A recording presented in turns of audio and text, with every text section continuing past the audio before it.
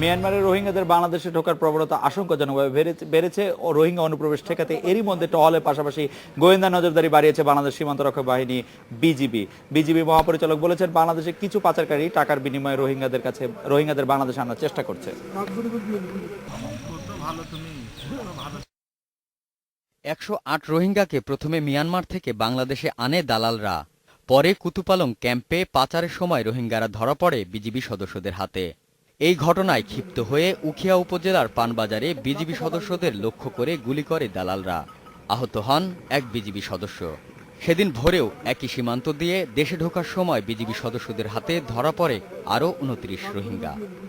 আমি বলবো যে আমাদের দেশের কিছু অসৎ মানব পাচারকারী, কারণ তাদের প্ররোচনায় তাদের সহযোগিতা ছাড়া কিন্তু এরকমভাবে আসতে তারা অতটা সাহস পেত না, আমরা যেভাবে পুশ করে দিচ্ছি।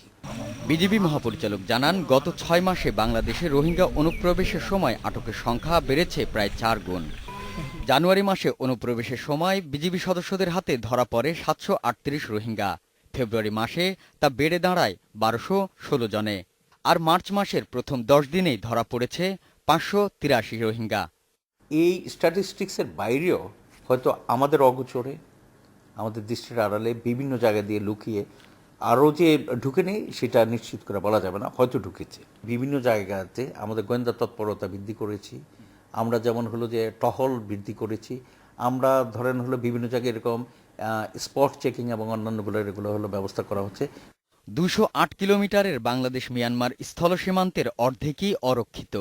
বিজিবি মহাপরিচালক জানান পাহাড়ি অঞ্চল হওয়ায় সেখানে সীমান্ত চৌকি বসানো কঠিন। তারপরও এই সীমান্তে চৌকি বাড়ানো হচ্ছে। Ariful Islam, independent news, Dhaka. এখন আমাদের সঙ্গে আছেন বিজিবির উপমহাপরিচালক কর্নেল খন্দকার ফরিদ হাসান। কর্নেল ফরিদ হাসান, অবৈধভাবে বাংলাদেশে রোহিঙ্গা প্রবেশ ঠেকাতে গিয়ে আহত বিজিবি সদস্যের এখনকার অবস্থা কি?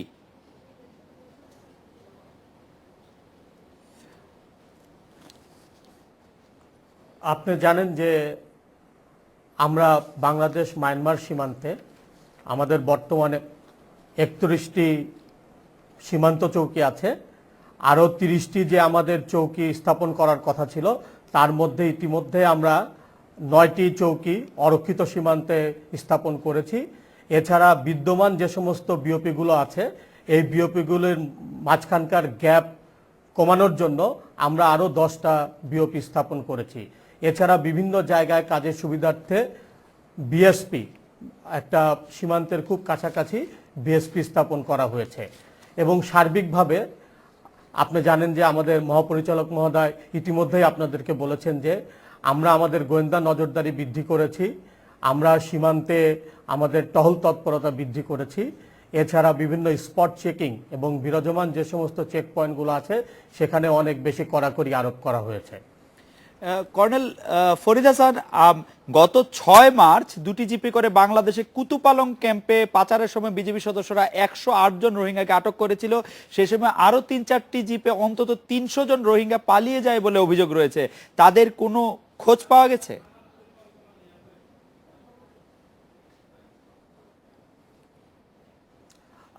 আমরা ওই সময় যে মানব পাচারকারীরা যে 108 জনকে নিয়ে যাচ্ছিল আমাদের কক্সবাজার সীমান্তের বালুখালী এলাকাতে তাদেরকে আমরা অ্যাম্বুশ করে ধরি। এছাড়া আপনি যে তথ্যটি দিয়েছেন, আমাদের সারাক্ষণই কিন্তু সীমান্তে টহল তৎপরতা এবং নজরদারি থাকে এবং বিভিন্ন সময়ই ধরা পড়ে।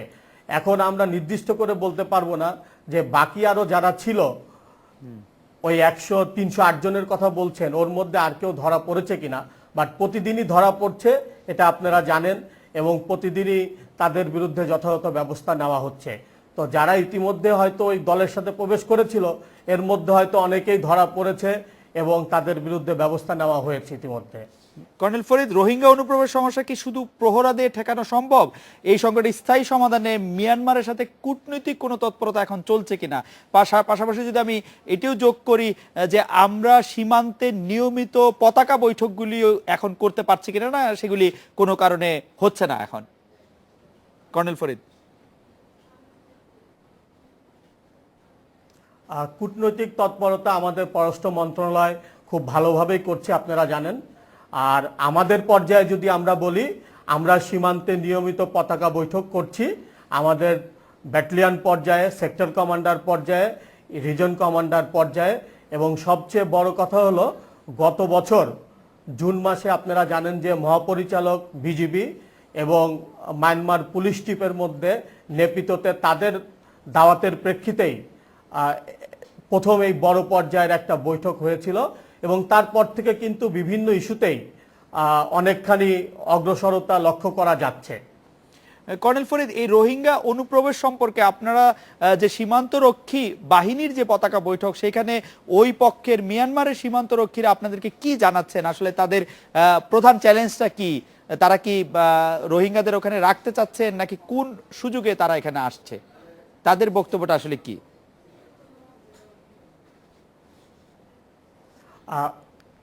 মায়ানমারের সাথে আমাদের বিভিন্ন পতাকা বৈঠকে যে মায়ানমার নাগরিকের অনুপ্রবেশ সংক্রান্ত বিষয়ে কথা হয়, যেটা আপনি বলছেন রোহিঙ্গা সম্প্রদায় তাদের, আমরা সবসময় বলি যে আমাদের দেশে মায়ানমার নাগরিক যাতে প্রবেশ না করতে পারে এই বিষয়ে আমরা যেন উভয় সীমান্তরক্ষী বাহিনী একত্রে কাজ করি, এবং আপনাদের দেশেও বিভিন্ন সার্ভিলেন্স সিস্টেম যাতে আপনারা বৃদ্ধি করেন, এবং আমাদের দেশেও আমরা বৃদ্ধি করব সার্ভিলেন্স সিস্টেম, এবং দুই বাহিনী একত্রে আন্তরিকতার সাথে কাজ করে বিভিন্ন অবৈধ অনুপ্রবেশ যাতে আমরা রোধ করতে পারি, এই ব্যাপারে আমরা প্রত্যেক সময়ই প্রস্তাব দেই এবং আমরা একইভাবে একসাথে কাজ করার জন্য চেষ্টা করি।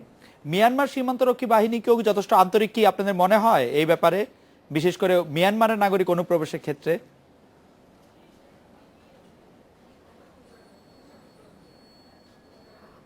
আমরা যখন পতাকা বৈঠক করি তাদের কথা এবং কাজকর্মে আন্তরিক মনে হয়।